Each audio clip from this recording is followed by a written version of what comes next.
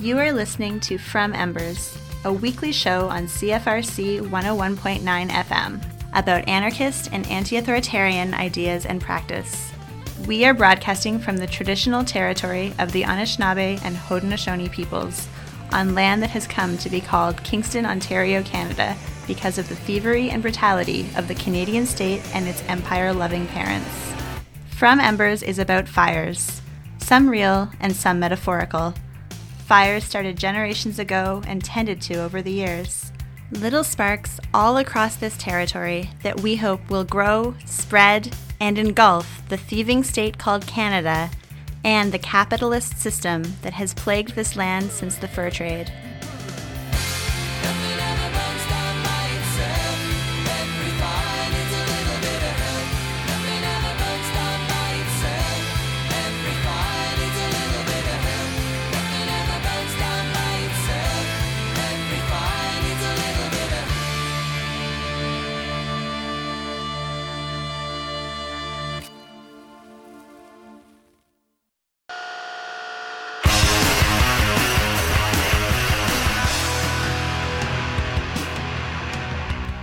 Today on From Embers, you're going to hear a conversation I had with some folks from Feminist Action Hamilton.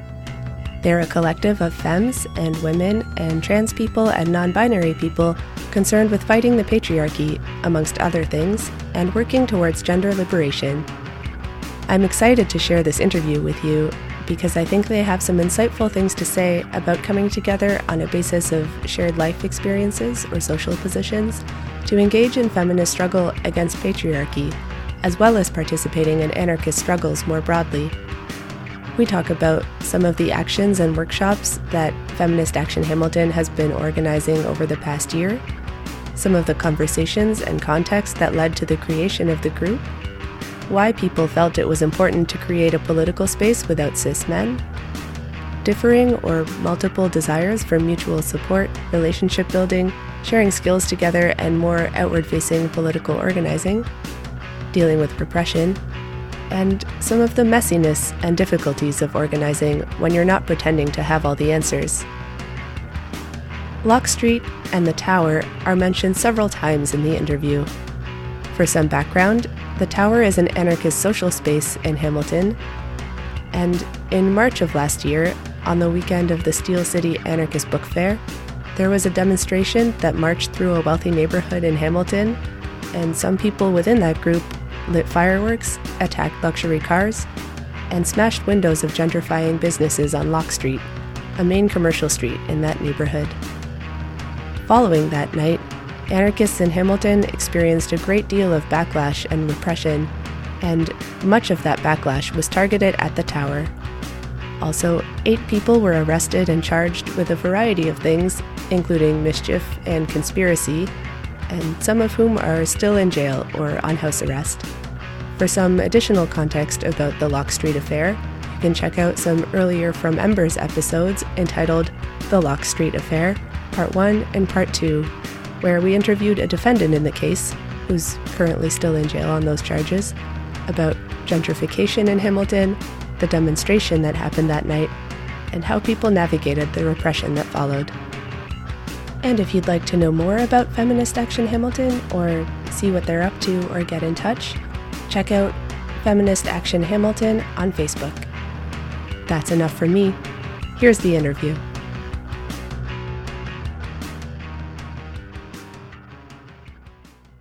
My name is Jadine, and I go by she, her pronouns, and I am a member of this group. I'm Tammy, also a member of this group. I'm Stone, also a member of the group, and they, them pronouns work for me. Can you tell me a bit about Feminist Action Hamilton? Sure. So it started about 1.5 years ago now, I think. I actually can't remember exactly the date. Been in the fall of 2017, I think this conversation started. Yeah, it was the fall of 2017.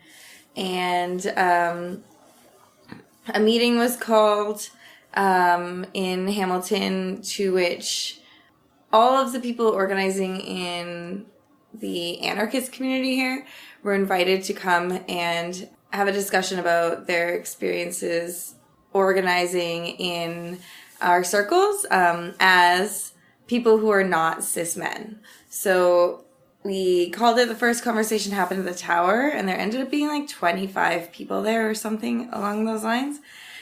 And essentially, I had written up some questions, and there were 3 of them. And the questions were, what are your experiences?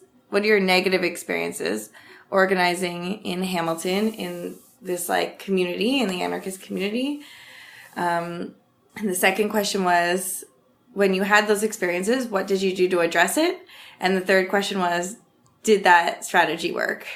And then we had a discussion about basically the like overarching issues that we saw and different ways that we had tried to resolve those issues and the ways it didn't work. And those conversations kind of led organically into the bigger question of like, is there any need for some sort of feminist organizing collective in Hamilton?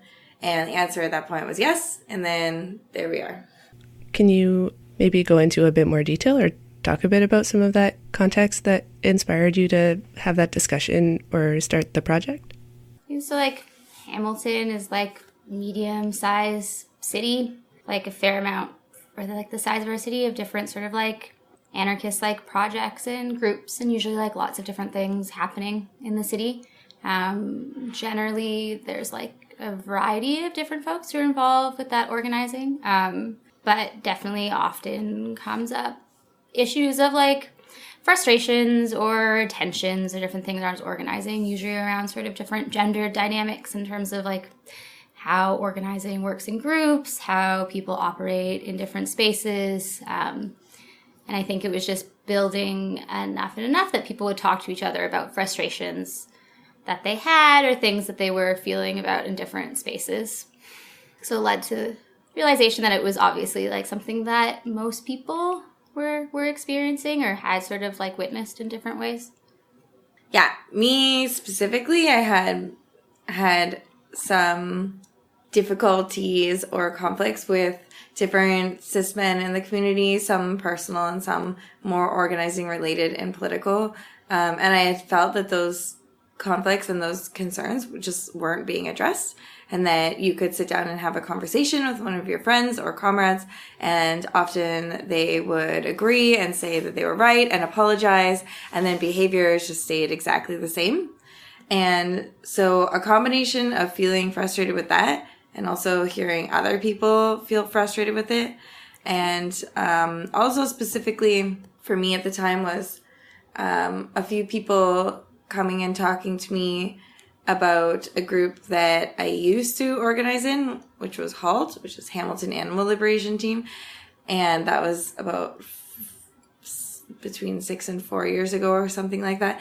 And that group, for the majority of its life that I was a part of it, was actually not by choice, but ended up being a group that had no cis men in it.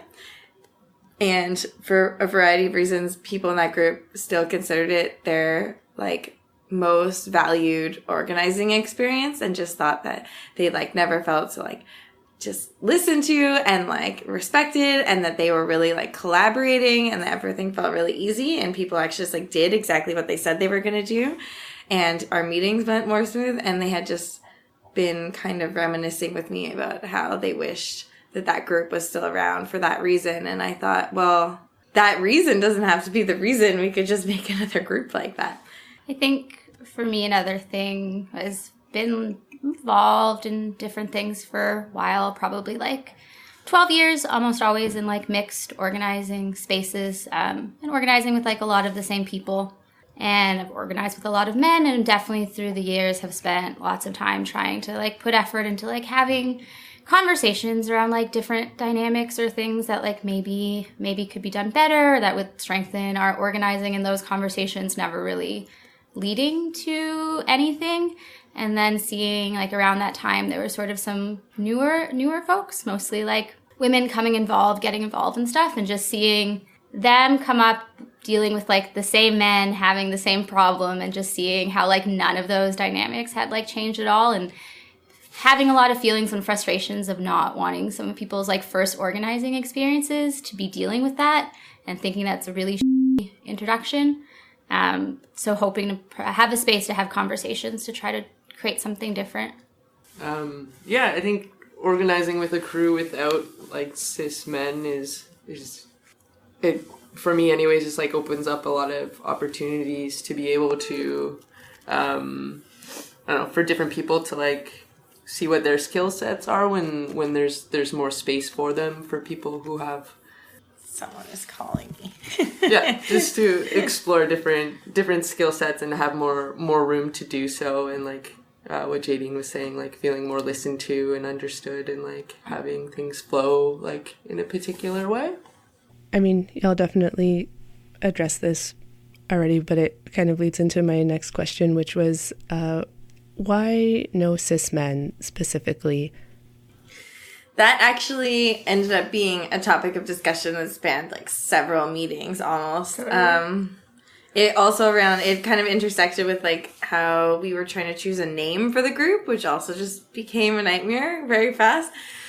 No bros. Yeah. No bros. There were definitely some people who were like, yeah, just like we should just be like a no bros group, you know, or and then other people took issue with that, and it was a hard framing. And so yeah, definitely in the beginning we had some conversations, and the early conversations looked a little bit like maybe we should just say that we're against patriarchy or whatever, and maybe that like opens up who could be a part of the group. And then some people were like, no, this is like specifically a group where like no cis men should be allowed, and I don't care if they're against patriarchy, and like we should define ourselves like around that. And then there were larger conversations too about how to even frame who was included in the group then, and like, you know, how to frame our inclusion of like trans like mask people or whatever, and trying to like actually just like flesh out those gender divides. But essentially, in the end, for me, it was important to just say no cis men, because I do not need convincing that the presence of them in rooms not only like guides the direction of the organizing projects often, and not only do they take up a lot of space often in the room talking and sharing opinions, but things that are more subtle and more sinister also often happen, where people in the room just don't feel as though they have space to talk. So people that aren't cis men often relay the feeling of like not wanting to say something because the other men, like cis men in the room, are posturing as though they're experts on this subject and talking about it as such. And so they're actually internalizing that and thinking to themselves, like, I don't know enough about this to actually like say anything or share any details. Mm-hmm. And so they were like self-marginalizing or like self-silencing.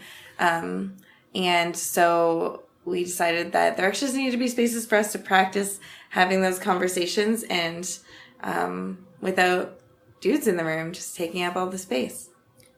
I think it's also like most of us are involved in lots of other things as well. So it's sort of like seeing value in this space alongside other organizing spaces, like as a space to be able to like build skills and build people's confidence and like do different types of organizing that is just sort of complementary to other things that we do. And building on what Jadine was saying, sure, yes, some people don't feel very comfortable speaking in those spaces, often for good reason, because of how they're treated. That might mean people are even less likely to feel comfortable showing up to those spaces. Beyond that, there's always like standard dynamics that happen all the time about, you know, division of labor, who takes on what tasks, who doesn't. And it's always in like such cliche ways, you know, the most like sort of like public glorified tasks, like disproportionately are taken on by cis dudes, all the like day-to-day, usually like grunt work that's more behind the scenes, but really important to making organizing happen, disproportionately falls on others. Same thing even on like how things get talked about at meetings. Men are more likely to be the ideas guys, be like, I'm here to present the great ideas of what we have to do. But then when it comes to actually the work of getting that done, it ends up falling on other people, and just a lot of things like that. And I think like no matter how much some cis men are trying to like work through how patriarchy and misogyny like affects them, like it's just underlining, and they just don't have a shared experience with other people. Yeah. We decided they could just like stay away from this space, and that's just fine. Would you say it's an explicitly anarchist group, or also do you see yourselves as intervening in a specifically feminist movement in Hamilton or more broadly?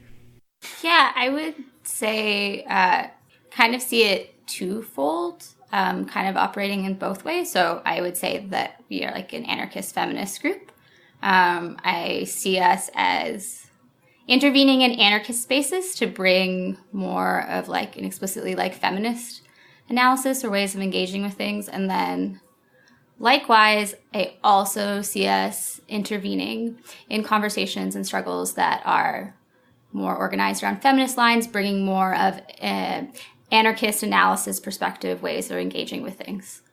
Yeah, we have at times, and I think are still considering, we have some sort of working manifesto that is ongoing.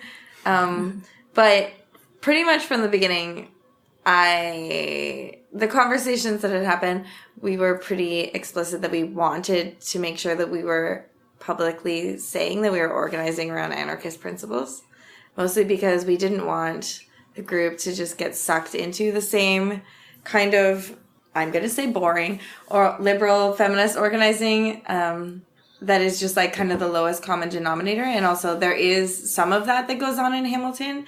There's like this fempreneurs club where women business owners get together to talk about feminism. And there's this thing called broad conversations where women get together to talk about feminism at cafes and stuff like that.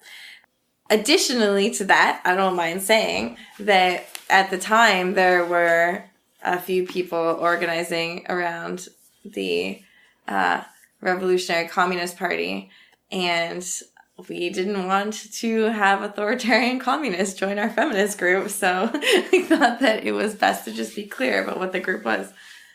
I know that y'all organized a demo against the police after they murdered Robin Garlow in her home last year. Do you want to talk a bit about that?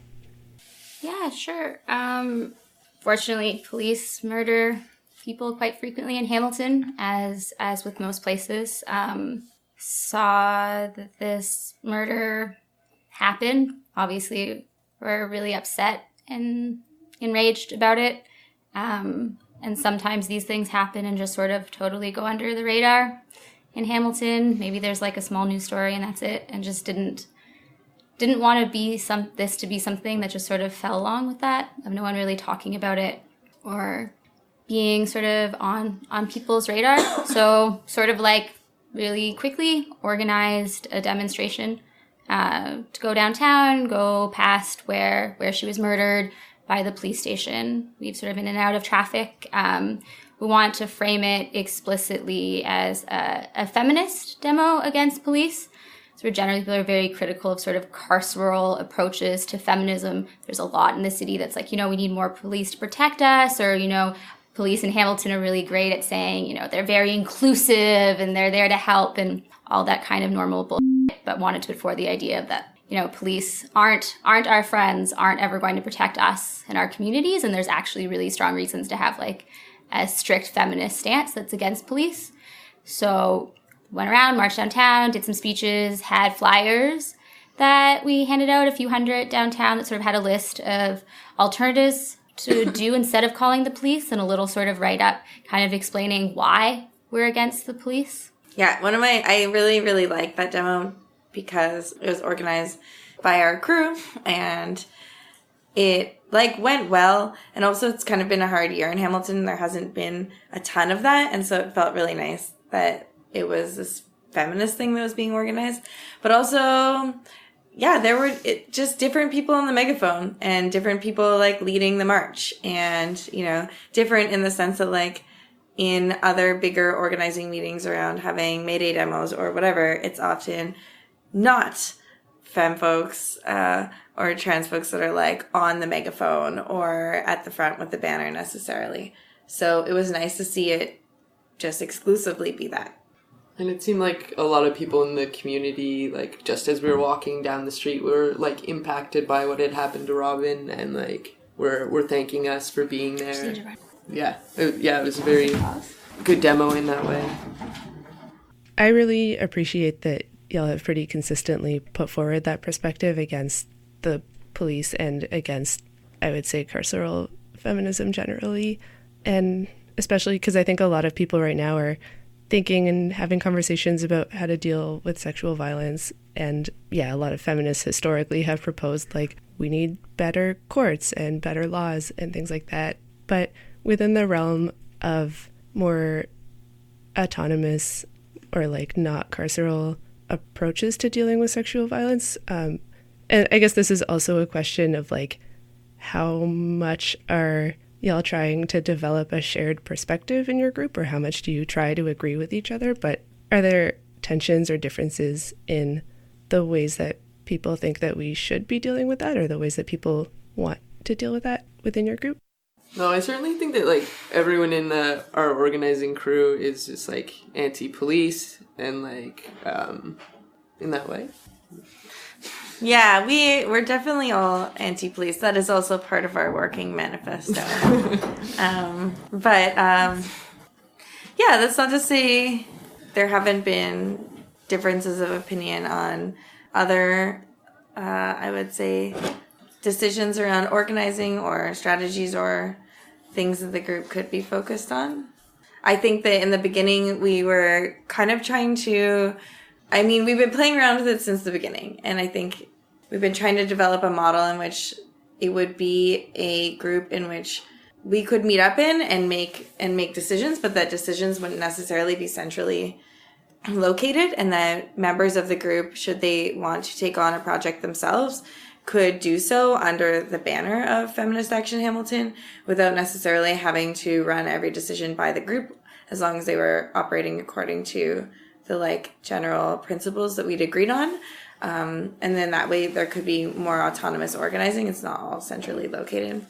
One of the examples of that, I would say that in the beginning, we had wanted to... In the beginning, certain people had voiced the opinion that they would like the group to be both, like, outward-facing and doing public demos and more like antagonistic action, and also that some people were interested in having there be more of a, like, mutual aid component to it, where we were, like, having conversations and supporting each other through just general life things.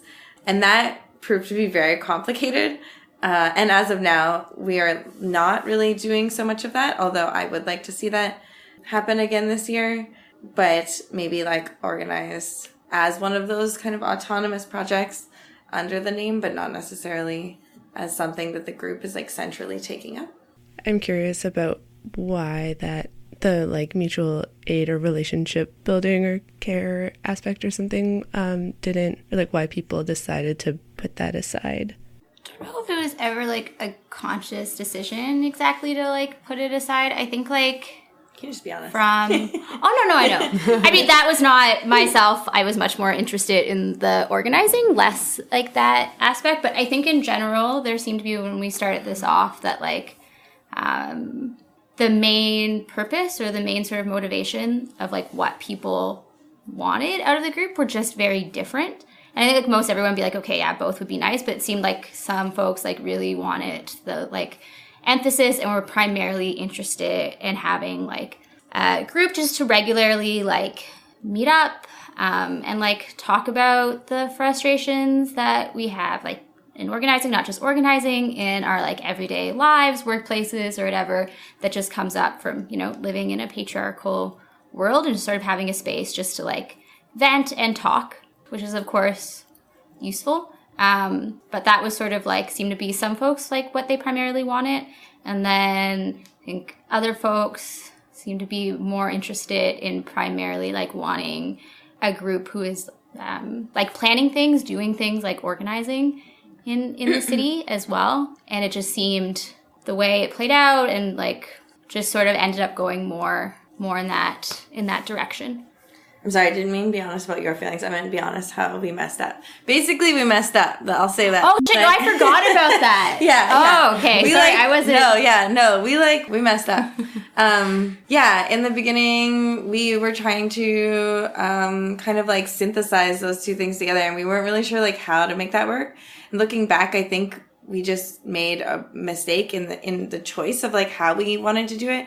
But people seemed to want to come to meetings, but they also wanted to have these conversations. And so we attempted to do this thing, it was experimental, where we would have like the first part of the meeting be about organizing outward facing things and make decisions. And then anyone who wanted to stay afterwards could stay and have a more like personal conversation about how they were doing, or how I had seen it at the time. Also, we could have like picked issues that were going on in the world and then had discussions about them. But we tried to come up with some guidelines in the beginning of how we could do that and be like, okay, in the second part of the meeting, when we're having personal conversations, we can't plan anything that is like strategic or action based, because that should only be discussed in the first part of the meeting where everybody is choosing to be present.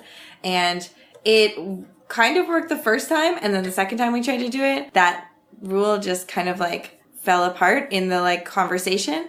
And a few of us like saw it happening and we're like, oh wait, okay, but we shouldn't be talking on this, like, and then it was this difficult thing of like how to kind of like reconcile that, and then that ended up like causing some conflicts in the group. And Conflict sounds like, well, okay, not conflicts, but it was like, I mean, I had lots of feelings about a decision that was made Yeah. that I was like fundamentally opposed to, but Yeah, it wasn't it's true. like a conflict necessarily. okay, it wasn't a conflict, but a decision was like essentially made in that part that shouldn't have been made. And then we had to be like accountable to people that like weren't there for that decision. And anyway, in a later meeting, we ended up revisiting the decision at the meeting part of the meeting, and it ended up being rescinded basically. And we're like, oh, we actually don't want that to happen. But just basically experimenting with new things didn't quite work out. Like boundaries weren't exactly followed. And I think that was kind of like the first thing that happened in that more like mutual aid solidarity portion developing. But I would say that actually wasn't what made it stop happening. I would say that like that happened, we were just working through it, and then Lock Street happened, and then things got a little messy. And No, your timelines. is it wrong? Yeah. It was after that? The decision happened after Lock Street, and the decision that I was frustrated about was folks you're right. decided, we had a picture Yeah. of a hammer on one of our posters. Yeah. Folks wanted to take it off because they didn't want any association with Lock Street or those things that It happened. was a window. It was a broken window. Window and a hammer. A window and a hammer. And folks Yeah. wanted it off our poster. Yeah, that's right. Anyway, it wasn't Lock Street that happened. It was the Proud Boys fight that happened. There's lots going on. Yeah, there was a lot going on at the time. Basically, I don't look back and think that that part of the group fell apart because we couldn't make it work. I actually look back and think that a lot of things were happening in Hamilton at that time, including one of the meetings that was very shortly after that happened, and after we had kind of resolved the issue and we're trying to figure out a new way to move forward, was that we were having a meeting at the Tower when a bunch of Proud Boys showed up and a fight broke out outside.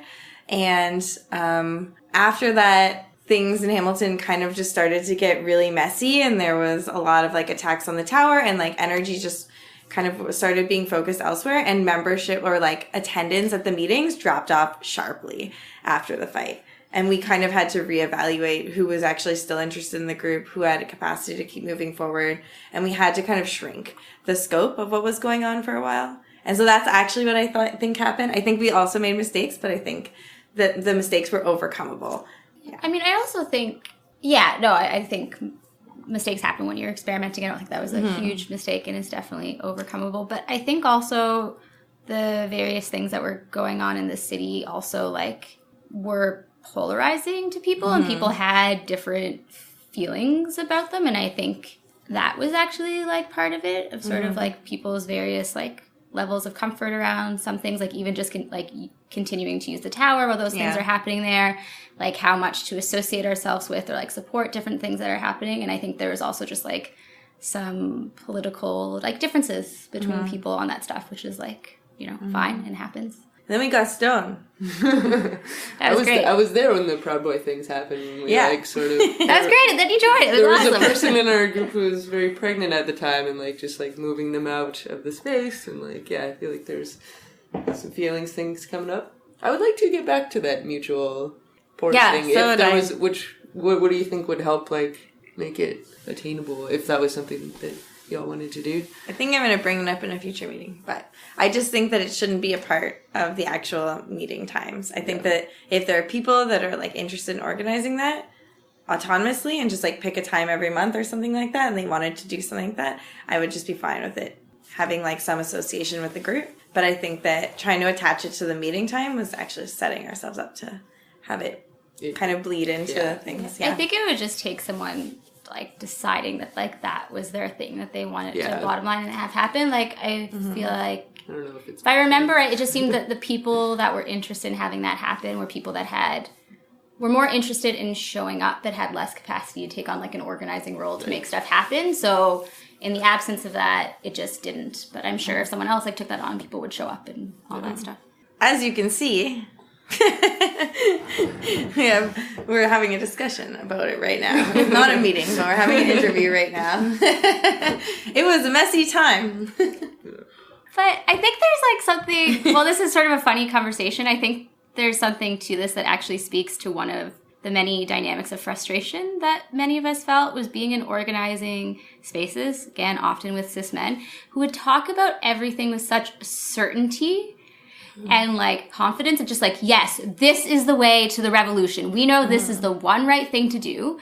And not sort of have to think of being humble or just being I don't actually know what the best thing is to do and I don't know what makes sense. So I'm into trying lots of things, but just owning that and almost having that as a principle that we do organize around. And being it's okay to say we made a mistake.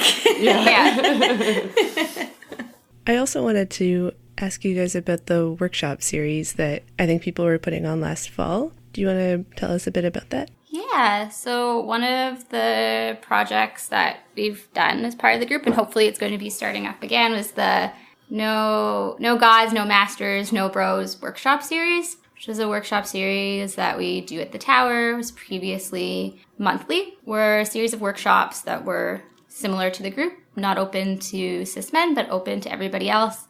And the model that we ended up landing on was each month would alternate between a different type of workshop. So one month would be a theory-based workshop, so sort of going over, I think we had an anti-capitalism 101. We had one on anti-fascism, things like that. And then another one that would be a skills-based workshop, things maybe around tools, construction stuff, whatnot. But just the idea that generally in both those types of workshops, either ones that are very theory heavy or based on some of those skills, lots of people don't feel comfortable showing up to those spaces. And if they do, those are definitely spaces that are very, very heavily dominated by conversations of cis men. So one should provide a space for others to engage with those things and have that space. You've been listening to From Embers on CFRC 101.9 FM, broadcasting from Anishinaabe and Haudenosaunee territories. And if you just tuned in, you're listening to a conversation with some folks from the Feminist Action Hamilton collective. I resisted the charms of evil's arms as she stood by my bedside, speaking in tongues. And the lovers who cried won't be denied as they fight for their right to grow, to grow. Please don't turn us down, don't turn us down.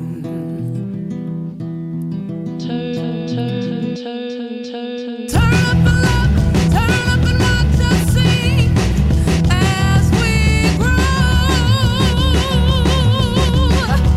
The future we don't know, no, unless we do it together. I requested to know what I did wrong, 'cause I sure didn't mean to string you along.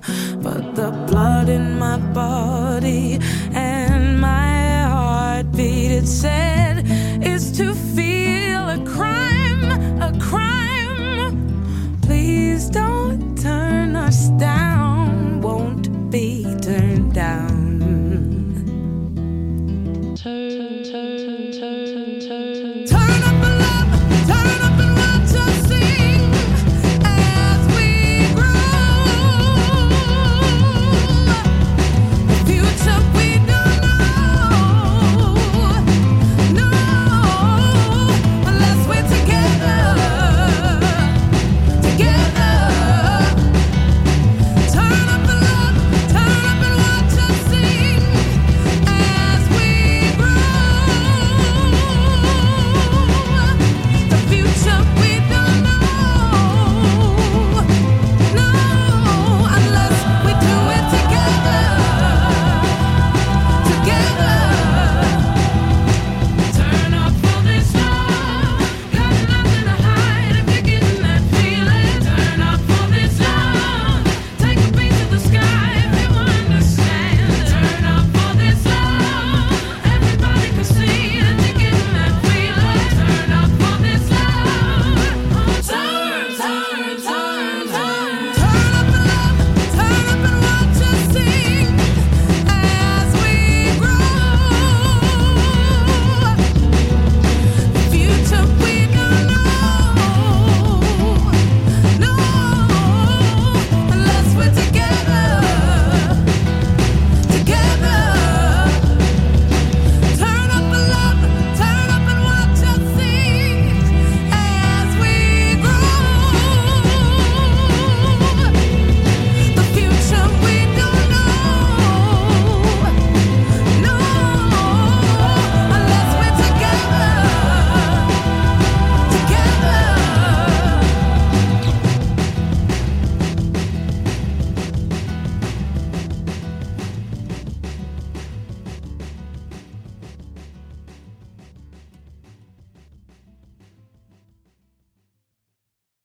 Have you started to see effects of doing this kind of explicitly autonomous organizing without cis men on different relationships in your lives, either personally or in terms of anarchist organizing or elsewhere? I think the first most obvious thing that I could think of was I do feel like seeing the effects. We'll see what the resolution is. Is definitely we took part in there's like a Take Back the Night march that happens every year in Hamilton, along with most places. And like we participated there like as a group in the demonstration, and it was sort of the way they had it organized it with the police, generally like have to do for lots of different reasons, but had it so that the march, in downtown Hamilton, there's lots of one-way streets, and two of the central sort of main streets downtown are four lanes of one-way traffic. And it was sort of the agreement that the march could take 2 lanes of the street, but not the full street, and there would just be traffic going by, and it would only take that. Some of us definitely weren't particularly into that and thought it was sort of ridiculous. So ended up sort of like a banner going and sort of taking up the entire street and encouraging others to do so, which I think got very strong reactions one way or the other. Some people were like very into that and were like, yeah, why shouldn't we take the whole street? You know, the Labor Day parade takes the whole street, and just like got these like generally like dude cops like pushing the Take Back the Night march into 2 lanes, and that's like fucked. And then lots of people as well who like weren't into that and wanted to just take those 2 lanes of traffic and wanted to like work much more cooperatively with the police. So I think like after that we've like had lots of conversations, and those are still ongoing, about some of the politics around that and where people stand on that and our relationships and that sort of thing. Yeah.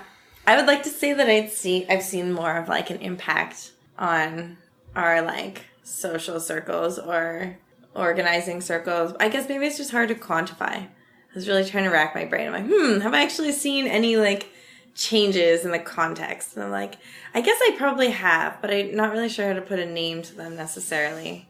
think it's probably also harder to evaluate maybe because of the last year having so much other political stuff happen and various things of like dealing with repression. So some people being arrested, some people being non-associations, and how those like already, I think, very much sort of reshape the landscape of like the anarchist community in Hamilton. So just like, who can and can't show up to events at the same time or meetings. So I think it's hard to evaluate. It just created a sort of an exceptional circumstance that was just different than the norm already. So I think for me, it's harder to think about like... Yeah, it's definitely just shaken up everything because you have some people who I would say in years past were people who showed up to a lot of meetings and just like took over a lot of the space and then either like took on tasks or didn't, or took on tasks and didn't do them.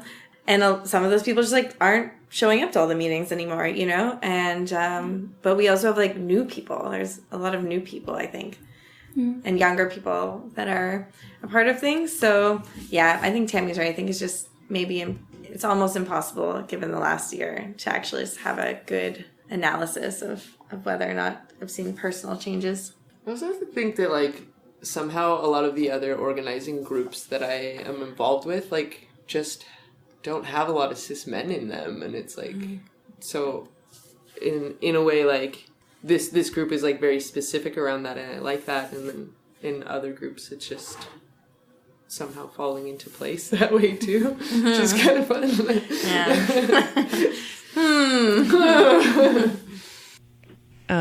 Even if not in terms of like effects that you could like quantify or like point to or something, but in terms of like your personal feelings and experiences, have you felt effects in your own lives, I guess, of being involved in that kind of intentional organizing?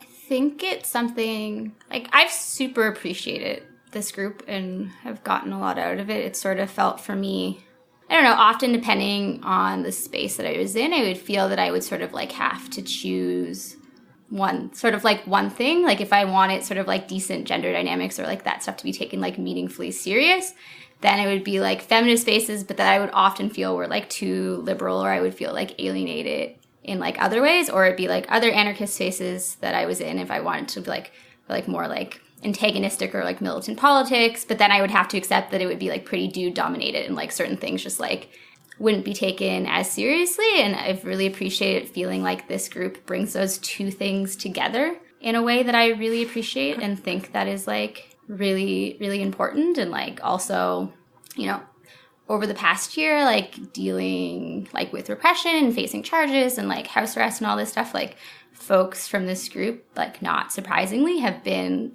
like the most solid and supportive, both in like checking in on me and making sure like I'm doing okay and all that sort of things, and like also keeping up like organizing in the city and like politics and stuff that I care about. So yeah.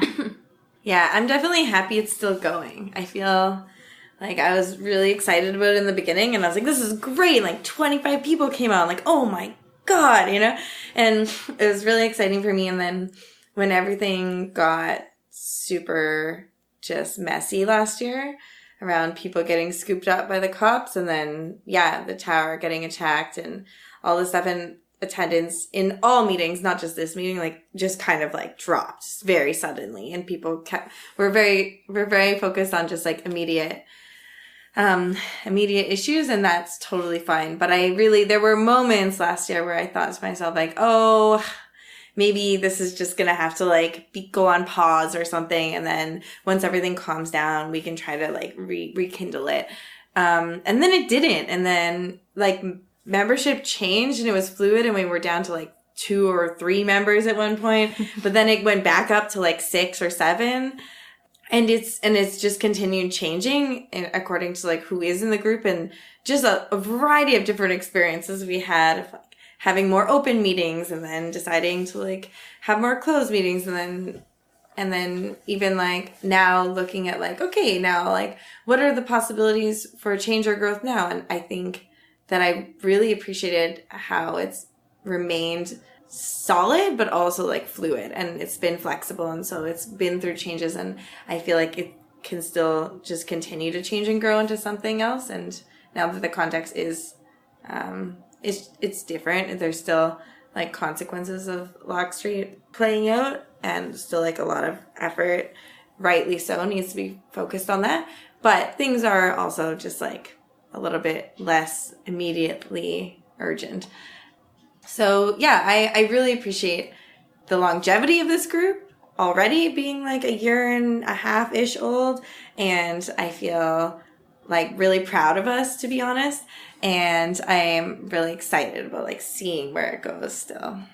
I get that organizing with cis men, or trying to organize across that particular line of difference is just, that's a pretty big power difference. And like, there's often this dynamic of like, they don't even want to acknowledge the power difference or like talk about how that's real or something. And so like not having that present can definitely open up different kinds of space. But do y'all have intentional practices or structures to address like other kinds of power difference among people in the group about like race or relationship to gender or transness or class or just other things that are also kind of present among people? It's a good question. And I don't know the answer to it. I think so far in the same way I've already mentioned of sort of like things not like being fully defined and there being lots of like ongoing conversations. I feel like those are things that like we've like talked about and continue to like talk about. I don't think we've developed like any sort of like standard like process or structure to deal with that, other than like I'll acknowledge that all that stuff is like really important and really crucial to incorporate into the things that we do and how we're engaging with things. And it's more, I would just say, like an ongoing conversation, maybe. Are there upcoming things that y'all are working on or that you're thinking about or excited about? So we're going to be starting our workshop series again. So we're glad to start that off. We also, along with the workshop series, have been doing like an ongoing like feminist film series. We sort of focus on like women and queers from like revolutionary history and sort of screen different movies, like documentaries, fictional movies, stuff like that. So it'd be good to start that up again.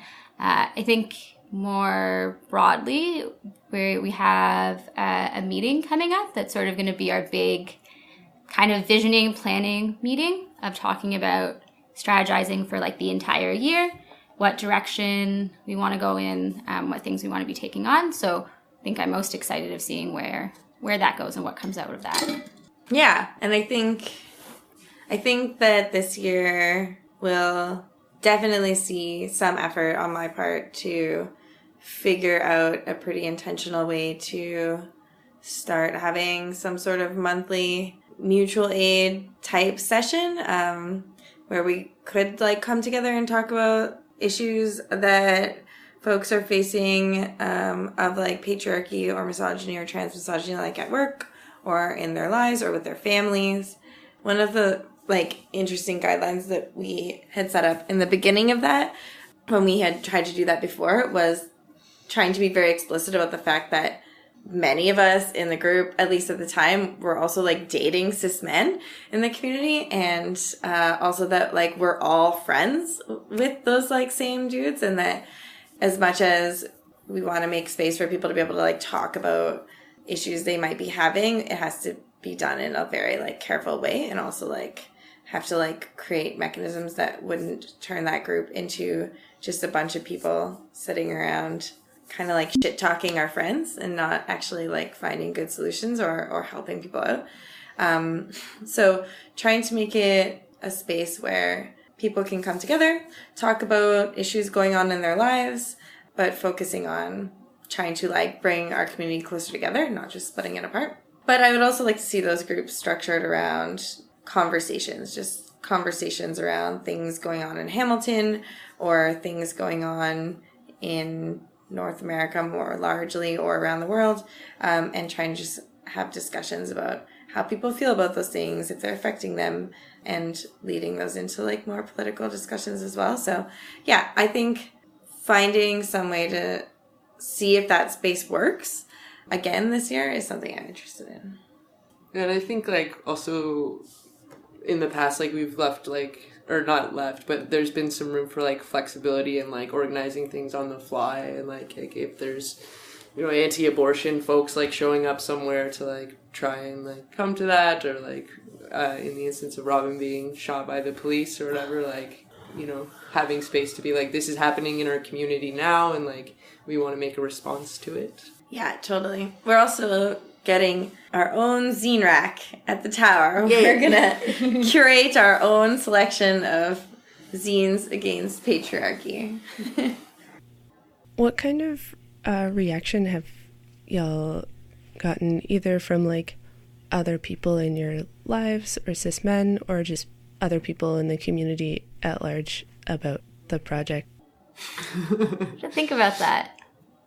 I feel like, a few funny things have happened. I feel like there are, like, cis men that are my friends that maybe already were a little bit, like, cautious around me, around certain things, because I have, like, either had, like, compassionate conversations with them before about their behavior, or potentially have just, like, called them assholes in front of a bunch of people.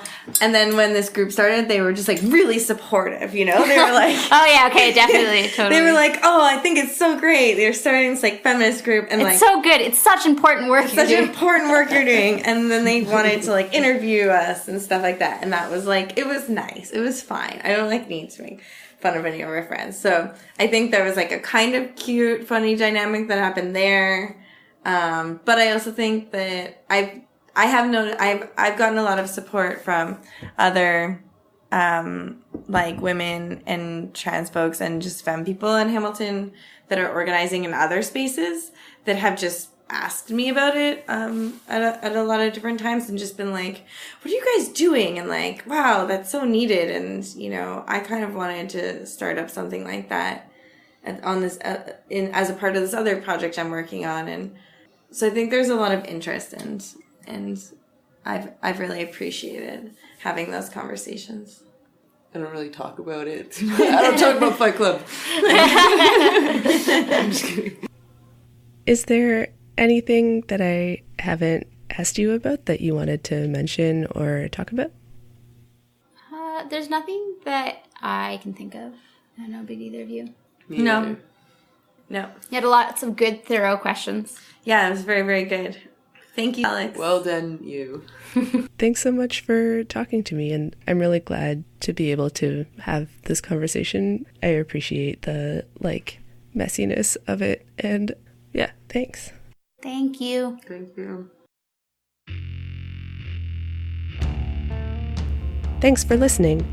If you're in the Kingston area, you can catch us here on CFRC 101.9 FM every Wednesday at 8 p.m., or you can subscribe to the podcast version to make sure you never miss an episode. Just search for From Embers wherever you get your podcasts. You can also find all of our episodes online at fromembers.libsyn.com.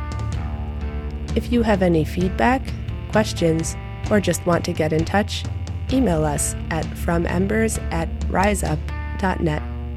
See you next week.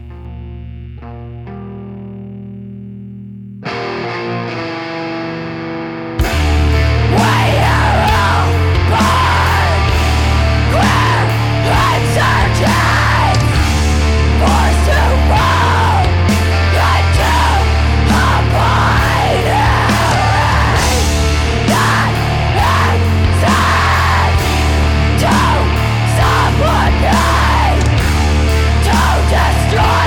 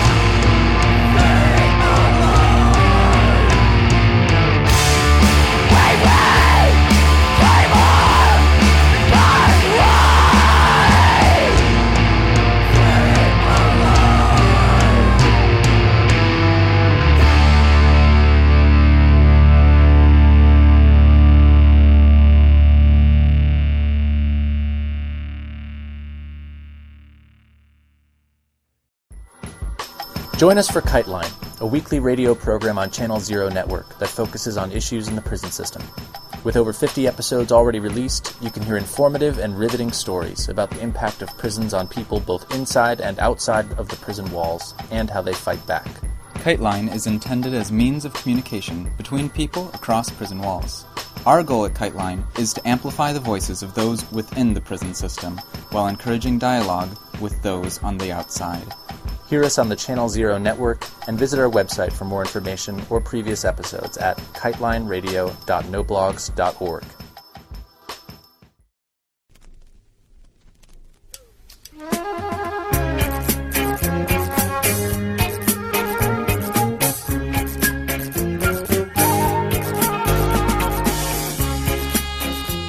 You're listening to Dissident Island Radio. Live every first and third Friday of the month at 9 p.m. GMT. Check out www.dissidentisland.org for downloads and more.